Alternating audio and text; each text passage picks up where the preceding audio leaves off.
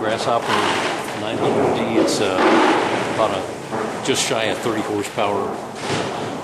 Is that just a flail mower on it? Yeah, it's got a flail. It's a Peruso flail that'll fit on this machine, and that thing does a heck of a job. I mean, it really does.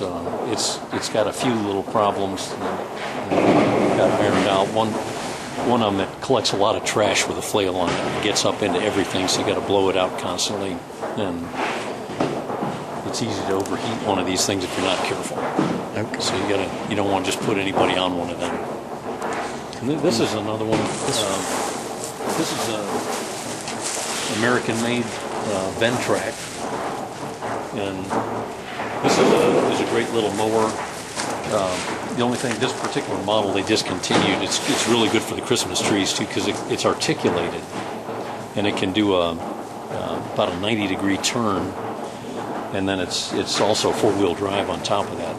That's the one downfall of the Grasshopper is it's not four-wheel drive. And I've actually switched over to Kubotas. There's a Kubota that's similar to that with four-wheel drive that you can use to 36 horsepower, 3680 they call it, F3680. We picked up, I think I got 3 of them down at the other orchard. They do a lot of mowing with those. Now, how's the speed of this compared to like just 0 turns? It's nowhere near, but 0 turn you really can't use on the orchard as the way we're running it, because stuff will bridge underneath the blades, and so you'll never cut it all off unless you mow it all the time, and that costs a lot of money. You know, you start looking at a 120-acre orchard, and you're killing machines out there. Yeah.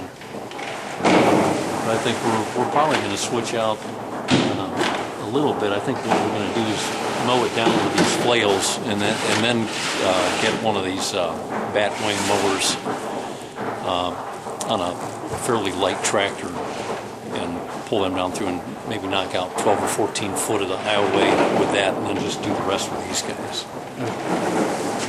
Because both of these machines are fairly high maintenance. This one is extremely high maintenance. You know, people ask me about this machine, I'll tell them, unless you're really mechanically inclined, don't even think about it.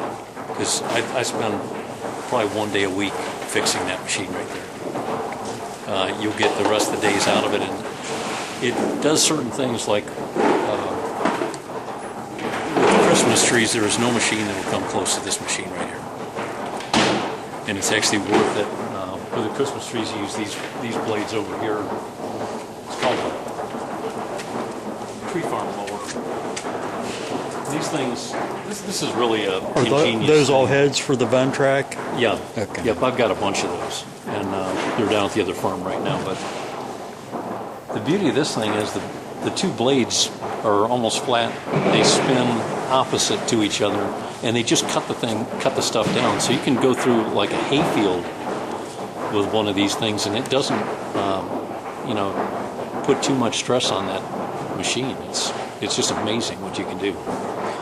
And for the Christmas trees, you can take one of these like almost up against the trunk, and anything that goes on the inside of that gets cut off. And so you can do a real nice job and get away from using herbicide.